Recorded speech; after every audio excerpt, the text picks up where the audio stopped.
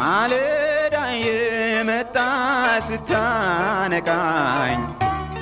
እንደምናደራችሁ ክቡራትና ክቡራን የምፅዓቱ አዋጅ ነጋሪ አገልግሎት አድማጮቻችን ሰላም ለእናንተ ይሁን። የማለዳ ቁርሳችንን አሁን ጀምረናል። አዘጋጅ እና አቅራቢ ፓስተር አለማየሁ ነሞ። መልካም ጊዜ ሆነላችሁ። ከሕይወት ምንጭ ውሃ ስታረካኝ። ሰላም ጤና ይስጥልን፣ እንደምናደራችሁ። ይህ በምፅዓቱ አዋጅ ነጋሪ አገልግሎት እየተዘጋጀ የሚቀርብ የማለዳ ቁርስ ፕሮግራማችን ነው። ወደ ዛሬው የማለዳ ቁርስ ፕሮግራም ከማለፋችን በፊት ይህንን ማለዳ የሰጠንን እግዚአብሔር አምላካችንንና አባታችንን አብረን አመስግነን ወደ ዛሬው የማለዳ ቁርስ እናልፋለን።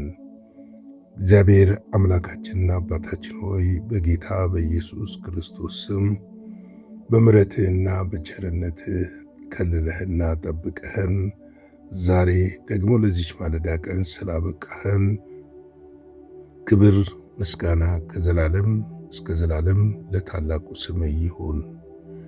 ከታላቅ ኃያል ብርቱ አምላክ ነህ።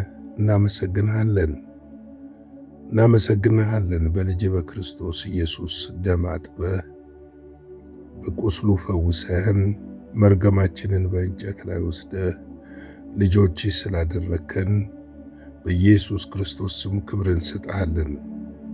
እግዚአብሔር ሆይ እኛ ልጆችህን ደግሞ በሌሊት በቀን ከማንኛውም ክፉ ኃይል ሁሉ ሰውረህና ጠብቀህ በእጆች ሸፍነህን ዛሬን ደግሞ በፊትህ እንሆን ዘንድ እናመሰግንህ ዘንድ እናከብርህ ዘንድ እናመልክህ ዘንድ እግዚአብሔር ሆይ ይህን ዕድል የሰጠህን አንተ ነህ። እናመሰግንሃለን።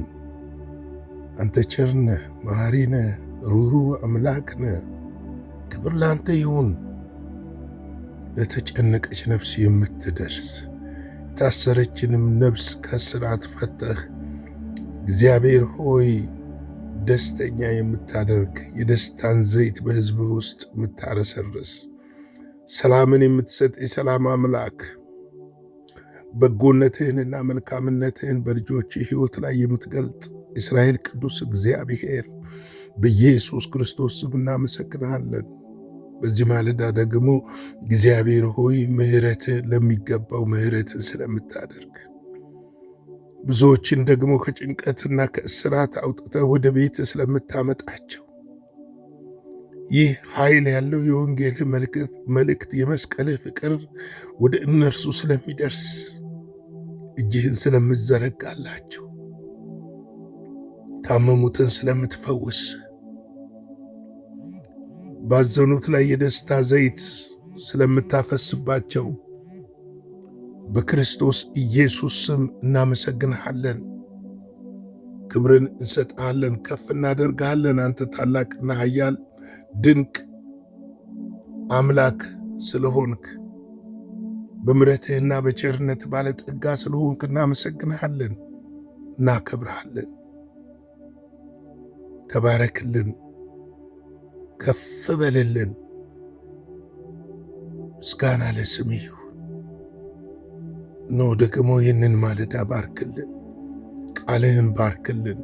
የቃል መንፈስ ሕይወታችንን ያገኘው በኢየሱስ ክርስቶስ ጌታና ጻድቅ ስም አሜን። እንግዲህ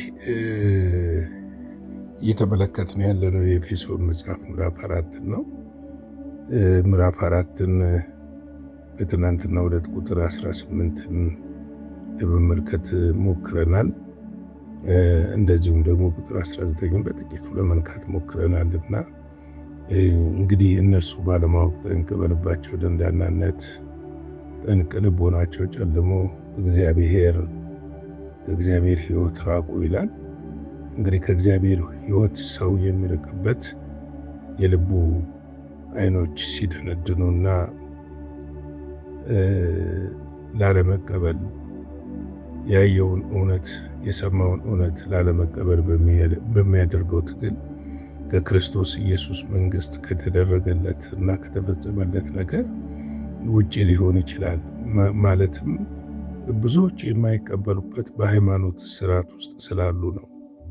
ብዙዎች በጨለማ ውስጥ ስርዓት ናቸው። ጨለማ ደግሞ ከባህሪው የሚያደነዝዝ ነው። መደንዘዝን የሚያመጣ ድንዛዜን በሕይወታቸው ላይ የሚያመጣ ነው እና ይህንን ጉዳይ በደንብ ልናስተውል እንደሚገባ አስባለሁ። ምክንያቱም የእግዚአብሔር ሐሳብ በነገሮች ላይ ሁሉ ስለሆነ ነው። እግዚአብሔር በነገሮቻችን ላይ ኃይል አለው፣ ጉልበት አለው። እንግዲህ ልቦናቸው ስለጨለመ ከእግዚአብሔር ሕይወት ስለራቁ በራሳቸው ሊድኑ እንደማይችሉ ስላልገባቸውና የመዳንን መንገድ ሰይጣን በተለያየ መልኩ ስለሚያሳያቸው ድንዛዜ በሕይወታቸው ላይ እንደሆነ ይነግረናል። እንግዲህ ቀጥሎ ደግሞ የሚነግረን ነገር ምንድነው? ድንዛዜ በመመኘት እርኩሰትን ሁሉ ለማድረግ በራሳቸው ወደ ሴሰኝነት አሳልፈው ሰጡ ይላል። እነዚህ ሰዎች ደግሞ ሴሰኞች ናቸው።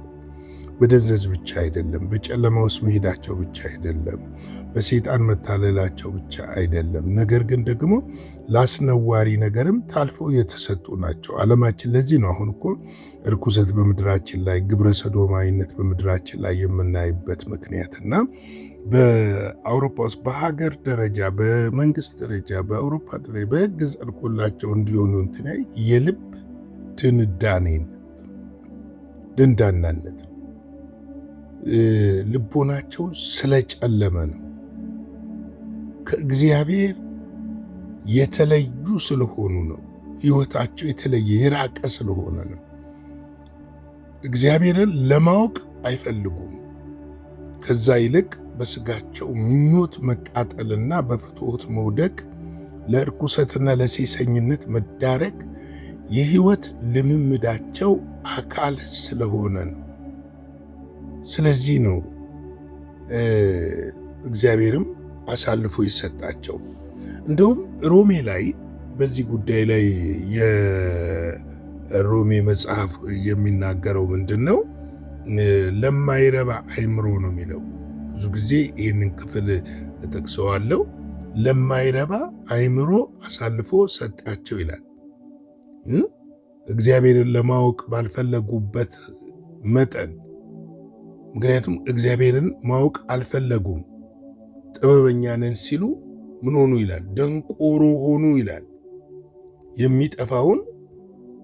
የማይጠፋውን የእግዚአብሔርን ክብር በሚጠፋ ሰውና ወፍ 4 እግር ባላቸው በሚንቀሳቀስ መልክ መስለው ለወጡ ብሎ ይነግረናል ሮሜ ላይ። ስለዚህ እርስ በራሳቸው ይላል። በጣም ነው የሚገርመው። ስጋቸውን ሊያዋርዱ እግዚአብሔር በልባቸው ፍትወት ወደ ርኩሰት አሳልፎ ሰጣቸው ይላል። ወደ ምን ሰጣቸው? ወደ ርኩሰት አሳልፎ ሰጣቸው። ይህም የእግዚአብሔር እውነት በውሸት ስለለወጡ በፍጡርም ፋንታ የተፈጠረውን ስላመለኩና ስላገለገሉ ነው። እርሱም ለዘላለም የተባረከ ነው፣ አሜን ይላል። እግዚአብሔር እንግዲህ የተባረከ ነው። የተፈጠረውን ነገር ያመልካሉ፣ ፈጣሪውን ግን አያመልኩትም። እውነትን ግን በውሸት ይለውጡታል። ለእውነት መገዛትና ለእውነት መታዘዝን አይፈልጉም። ስለዚህ ነው እንግዲህ ለአራዊት መስገድ። ይሄ ብቻ ሳይሆን ስለዚህም እግዚአብሔር ለሚያስነውር ምኞት አሳልፎ ሰጣቸው ይላል። ለሚያስነውር ምኞት እና ቁጥር 28 ላይ እግዚአብሔርን ለማወቅ ባልወደዱ መጠን እግዚአብሔር የማይገባውን ያደርጉ ዘንድ ለማይረባ አእምሮ አሳልፎ ሰጣቸው ብሎ ይናገራል። ለማይረባ አእምሮ ታልፈው ምን ሆነዋል? ተሰጥተዋል። ታልፈው የተሰጡ ናቸው። ይህም በምንድን ነው? በመደንደናቸው፣ ልባቸው ደንዳና በመሆኑ እግዚአብሔርን ለማወቅ ለመፈለጋቸው። ጥበበኛ ነን ሲሉ ምን ሆኑ ይላል? ደንቆሮ ሆኑ ይላል። ስለዚህ ሰው እግዚአብሔርን ለማወቅ ባልፈለገ ቁጥር ለማይረባ አይምሮ ታልፎ ይሰጣል። ለአመፅ ታልፎ ይሰጣል። ለኃጢአት ታልፎ ይሰጣል። ስለዚህ ይህንን በደንብ ልንረዳ የሚገባው ነገር ነው። ስለዚህ ነው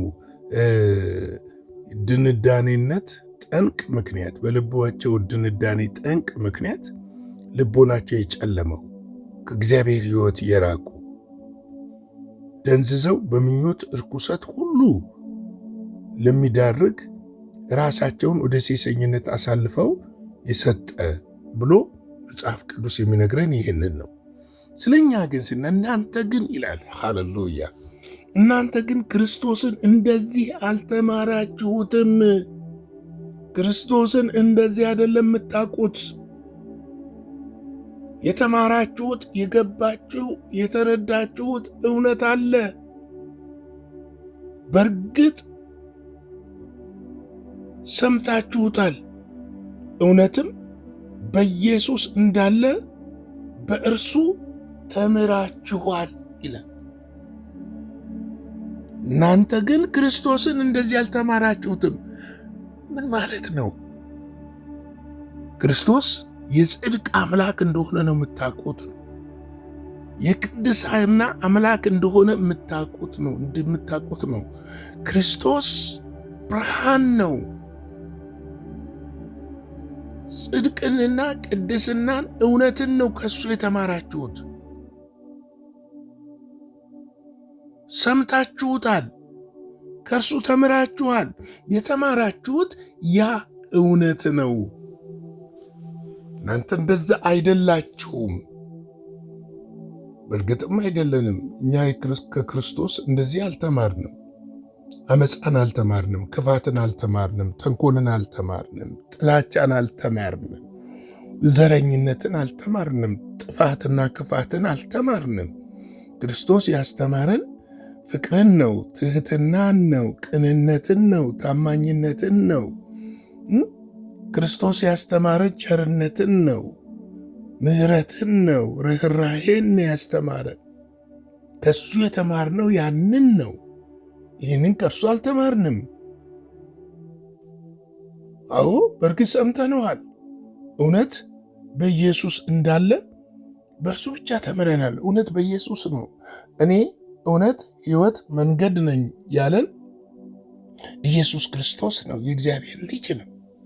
ሌላ እውነትና መንገድ ሕይወት የለም። እግዚአብሔር አመፃን አላስተማረንም። ክርስቶስ አመፃን አላስተማረንም። እንደውም ጠላትህ ቢራብ አብላው፣ ቢጠማ ደግሞ ምን አድርገው አጠጣው ተብለን ነው ያሳደገን ያስተማረን። ይህንን እውነት ነው ልንለማመድ የሚያስፈልገው።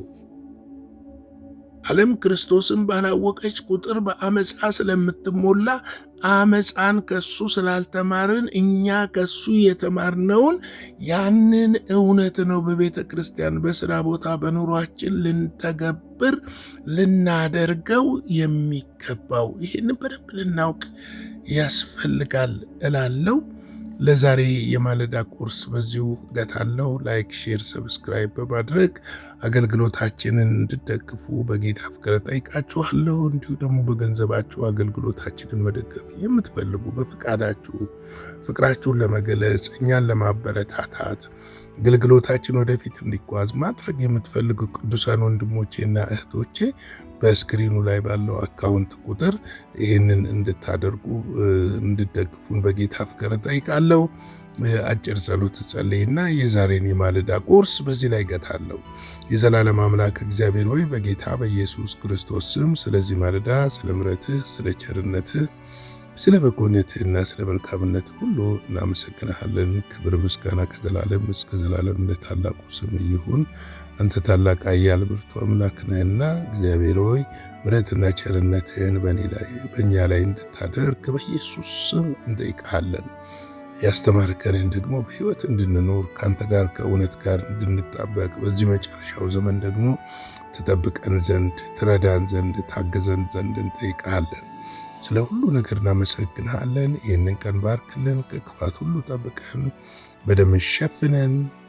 ሁሉ ለስም ክብር ይሁን፣ በጌታ በኢየሱስ ስም አሜን።